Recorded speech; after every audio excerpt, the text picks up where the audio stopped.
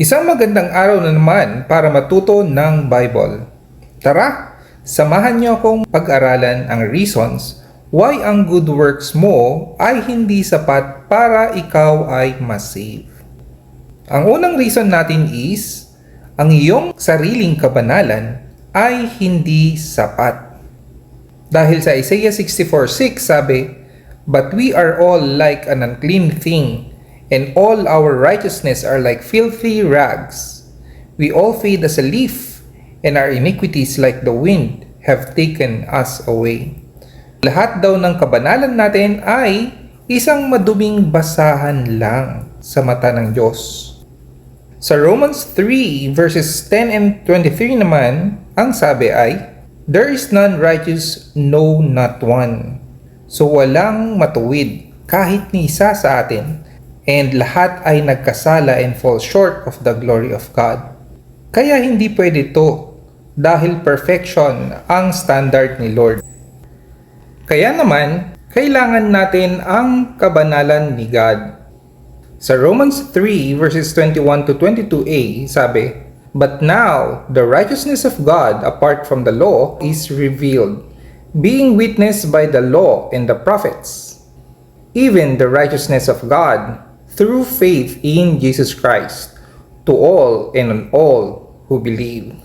Yung righteousness daw ni God is separate from the righteousness na nakukuha sa pagsunod ng law. At makukuha natin nito through faith in Jesus Christ, believe or trust sa Kanya. Dito sa Romans 4 verses 5 to 8, sabi din, "But to him who does not work, but believes on him who justifies the ungodly, his faith is accounted for righteousness." Hindi ka daw nag-work, wala kang ginawang good works, pero nanampalataya ka lang, nag-trust ka lang kay Lord Jesus Christ, yung faith mo ay accounted for righteousness. Continuing, just as David also describes the blessedness of the man to whom God imputes righteousness apart from works. Yun nga, pag nagkaroon ka ng faith kay Lord Jesus Christ, maliban sa iyong works. So sabi, "Blessed are those whose lawless deeds are forgiven, and whose sins are covered. Blessed is the man to whom the Lord shall not impute sin." So pag nagkaroon ka ng faith kay Lord Jesus Christ, madedeposito sa iyo ang kabanalan ni God. Ibig sabihin nito, ikaw ay napatawad at covered na lahat ng sins mo. Past, present, and future yon. At sabi rin na si Lord, hindi niya ide-deposit yung mga future sins mo. Number 3, salvation is by grace alone. Sa grasya lang.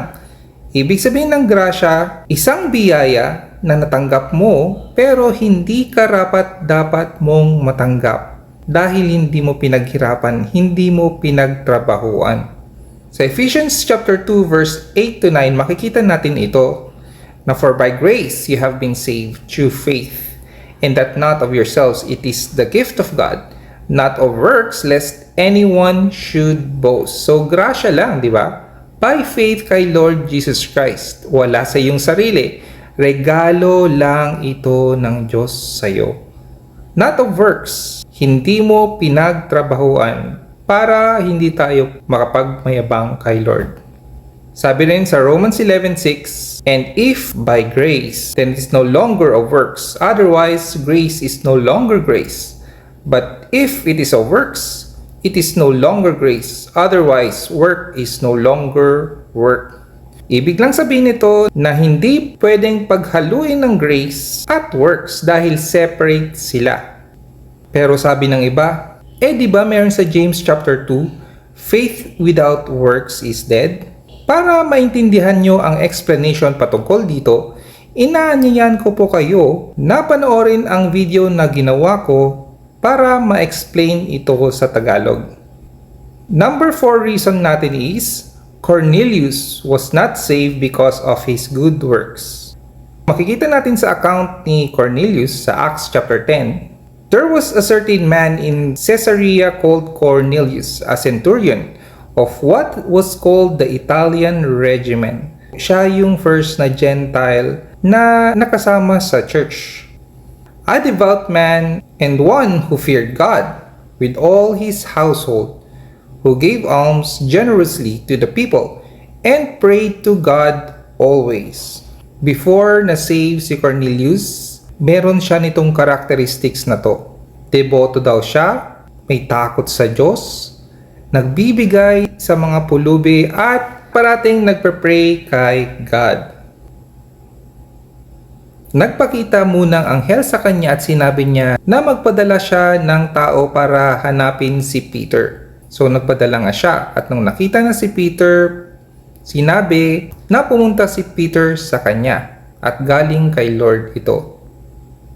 So nalaman nga ni Peter ito at pumunta siya sa bahay ni Cornelius. Ito yung part ng preaching ni Peter sa kanya. Starting sa verse 42. And he commanded us to preach to the people and to testify that it is he, si Lord Jesus, who was ordained by God to be judge of the living and the dead. To him all the prophets witness that through his name, sa name ni Lord Jesus Christ, whoever believes in him will receive remission of sins. Kita nyo? Kailangan pang marinig ni Cornelius patungkol kay Lord Jesus Christ na kailangan niyang mag-trust or mag-believe sa pangalan ni Lord Jesus Christ para siya ay mapatawad sa kanyang mga kasalanan. Continuing, while Peter was still speaking these words, the Holy Spirit fell upon all those who heard the word. So, nung nakikinig pa lang sila sa preaching ni Peter, nag-trust sila kay Lord Jesus Christ. At pinatunayan ito na yung Holy Spirit pumunta sa kanila at nag-speak sila in foreign language. Yun yung speaking of tongues. Recap, nakita nyo naman sa kwento na si Cornelius may takot sa Diyos. Gumawa rin ng good works. Nagpa-pray nga parati, di ba?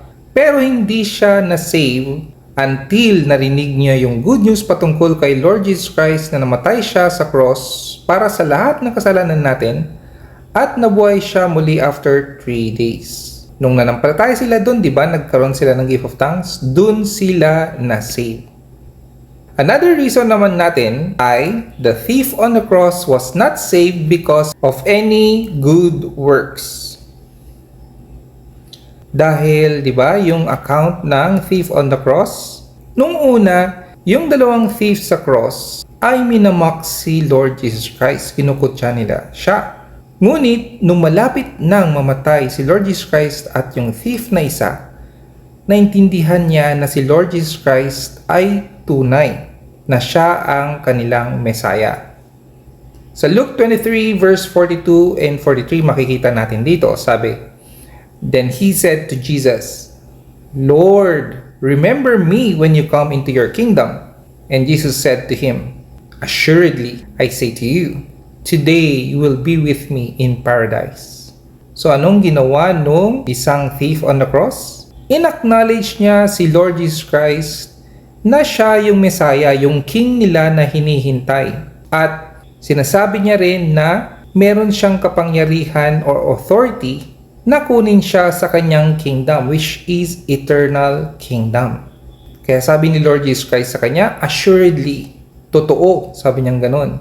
Ngayon din, sa araw na to, makakasama mo ako sa paraiso. In conclusion, our good works, ibig sabihin, our own righteousness, yung kabanalan natin, cannot save us because we all have sinned. Lahat tayo makasalanan. Nagkasala tayo. We need the righteousness of God transferred to us. Kagaya ng sabi ng Bible, kailangan natin yung transferred or deposited righteousness kay God. Paano natin makukuha yon? Through faith, trusting or believing in Jesus Christ. Dahil siya ang nagbayad ng lahat ng kasalanan natin sa cross. Diba? Na-bury siya at nag-resurrect after 3 days. Sabi nga sa Galatians 2:21, I do not frustrate the grace of God, for if righteousness come by the law, then Christ is dead in vain.